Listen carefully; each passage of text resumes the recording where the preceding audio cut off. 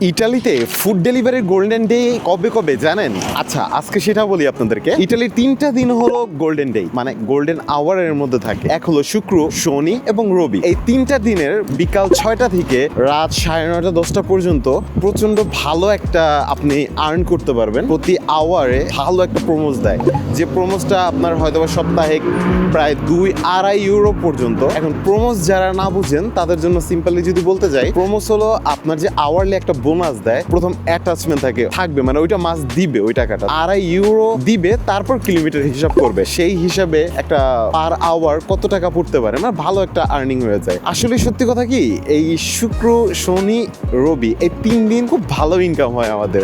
আর এই 3 দিনের বিকালবেলা যদি কেউ পার্ট টাইম করতে পারে, অবশ্য অনেক অফিস আছে যারা সাপ্তাহিক প্রতিদিন খোলা আছে, কিন্তু শুক্র আর শনি এই 2টা দিন, আর রবিবার পর্যন্ত তাদের বিকালবেলা এবং পুরো সারাদিন বন্ধ থাকে।